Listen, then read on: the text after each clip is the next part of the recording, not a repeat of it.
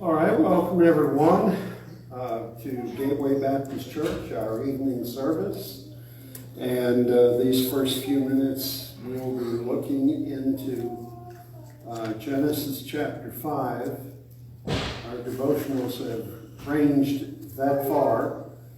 We were introduced to Seth last week, the third named son of Adam and Eve, the one through whom the godly line was opened back up again, through his family and through his descendants, all the way down.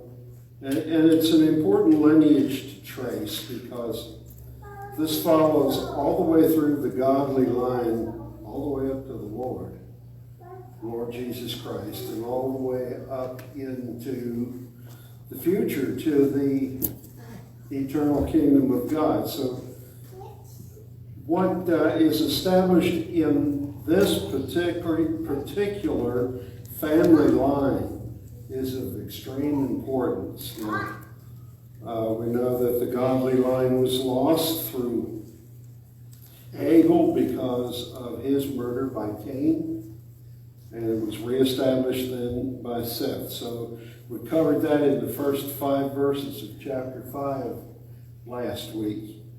And I want to read down through the remainder of the chapter and just highlight a couple of things. There's nothing technical here this evening. I did all that this morning. There is nothing here that is out of the ordinary, but I do want to highlight a couple of verses as we go through them so that we all realize the importance of those particular emphases that God has given to us. So starting with verse 6 of chapter 4 of the book of Genesis, or 5 of Genesis, and Seth lived 105 years and begat Enos. And Seth lived after he begat Enos 807 years and begat sons and daughters. Now I want you to take note of that phrase because you're going to see it over and over again.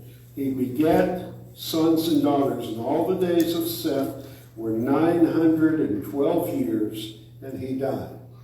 And we see in that then that we come to the culmination of his life, the end of his life. It tells us what the total of his years was, who he was the father of, and then all of them except for one end with the phrase, and he died. All right, so that's established here in these first couple of verses. Now, reading on, starting with verse 9. And Enos lived 90 years and begat Canaan. And Enos lived after he begat Canaan 815 years and begat sons and daughters. And all the days of Enos were 905 years, and he died. And Canaan lived 70 years and begat Mahalalel. And Canaan lived after he begat Mahalalel 840 years and begat sons and daughters. And all the days of Canaan were 910 years, and he died. And Mahalalel lived 65 years and begat Jared. That's the second son on the big valley. No cowboy fans in here. Okay. And Mahalalel lived 65 years and begat Jared. And Mahalalel lived after he begat Jared 830 years and begat sons and daughters.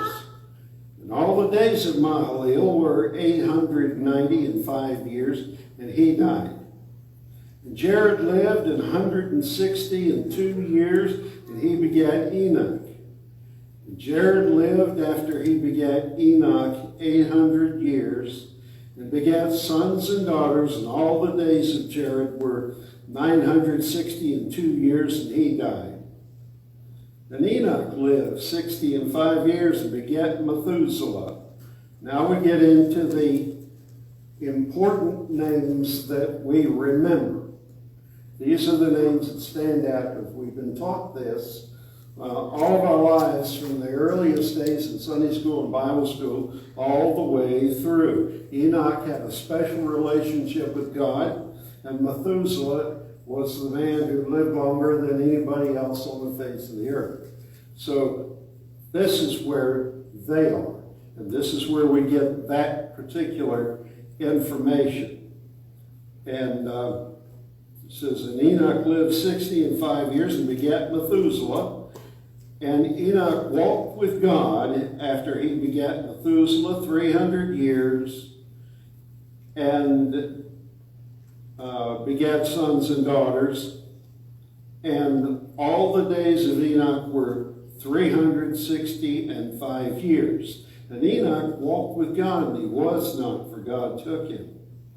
And Methuselah lived 187 years and begat Lamech. And Methuselah lived after he begat Lamech 782 years and begat sons and daughters. And all the days of Methuselah were 969 years, and he died. And Lamech lived 182 years and begat a son. And he called his name Noah, saying, the same shall comfort us concerning our work and toil of our hands because of the ground which the Lord hath cursed. And Lamech lived after he begat Noah 595 years and begat sons and daughters. All the days of Lamech were 777 years, and he died. And Noah was 500 years old. And Noah begat Shem, Ham, and Japheth. Now, we're not going to follow up on anybody else below this because the object was to get as close as we could tonight to Noah, because the next section of our study is going to be Noah and the flood and the ark and everything that pertains to it in a Bible study fashion, in a devotional fashion. So we're not going to be getting into everything that we could uncover, but I do have a couple of points that I do want to hit in connection with Noah that are important in addition to what is obvious to all of us from Sunday school and from our past reading and past sermons and so on. But I did want to highlight just a couple of verses here. First of all, he points out to us, well, actually, ahead of the verses I read in verse 5. And all the days of Adam that Adam lived were 930 years, and he died. Now, as you remember, when Adam was created, when Adam was made, he and his wife Eve, they were not intended to die. Mankind was not intended to die.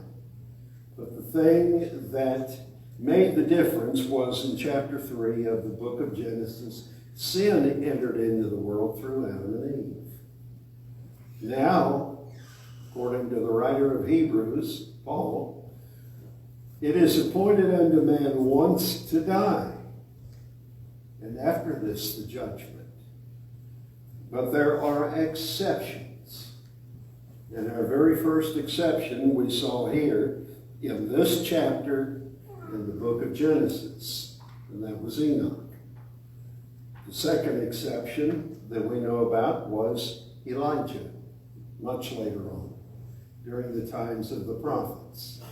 Elijah was taken up into heaven, and what the Bible calls the horses of the fiery horses and chariots of heaven.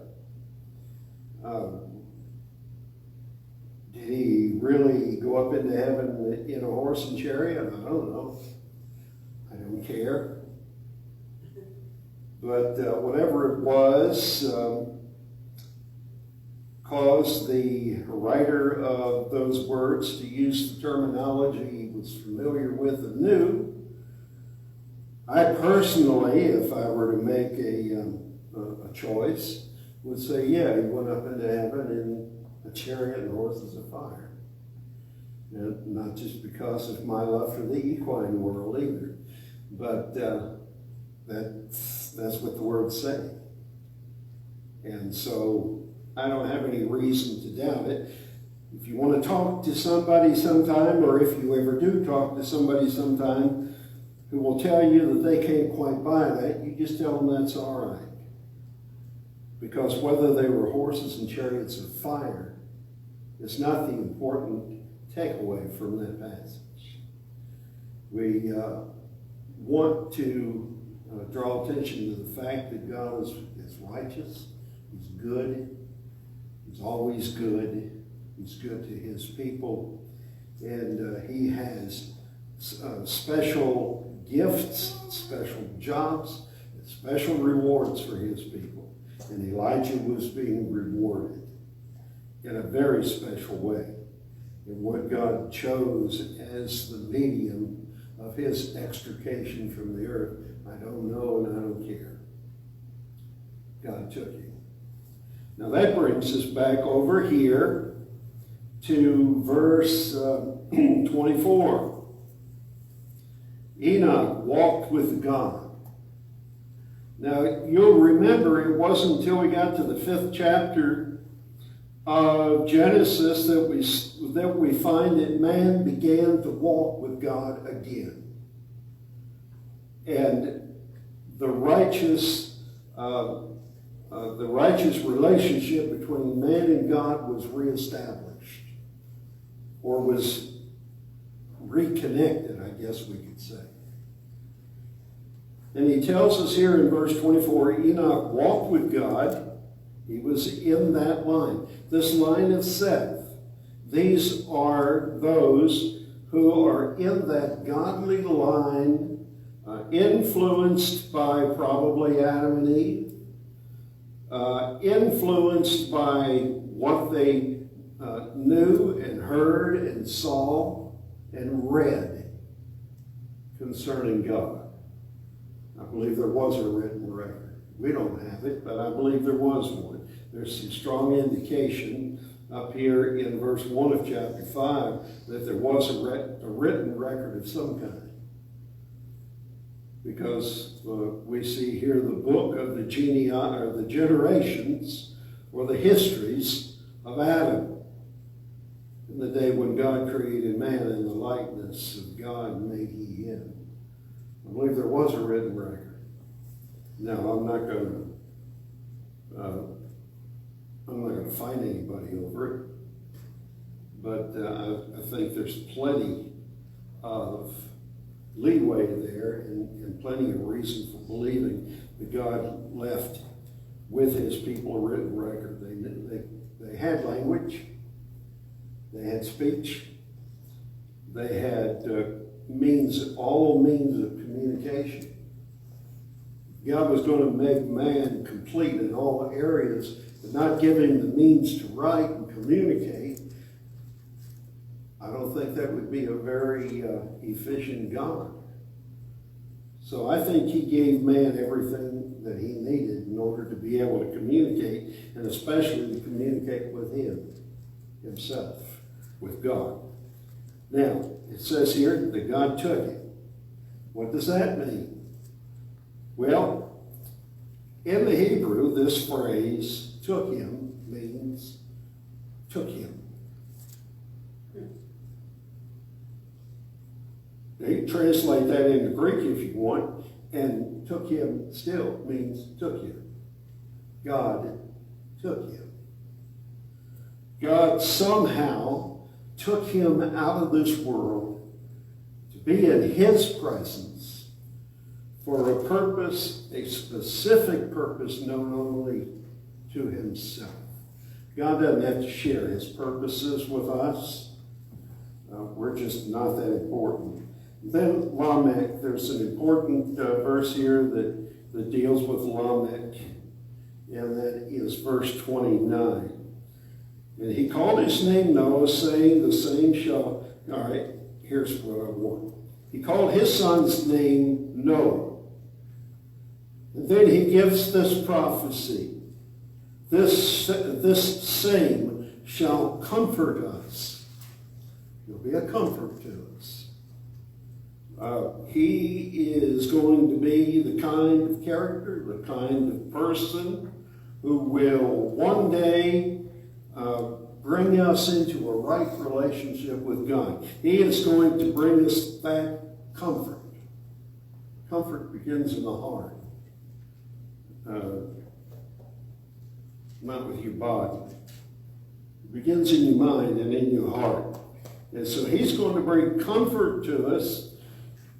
And whatever that comfort is, it's concerning our work and toil of our hands, which we have to do, and it became so much harder after the fall of man, because of the ground which the Lord hath cursed. He's going to somehow do something or be something that's going to be a comfort to us that has to do with the curse that God established that'll break the curse.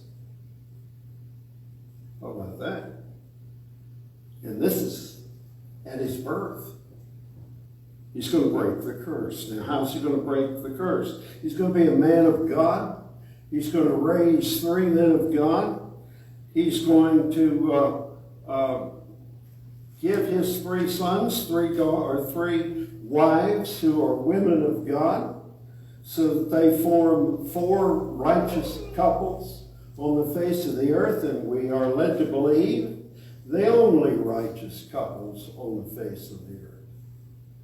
The only righteous people. And they are going to, in obedience to God, build an ark.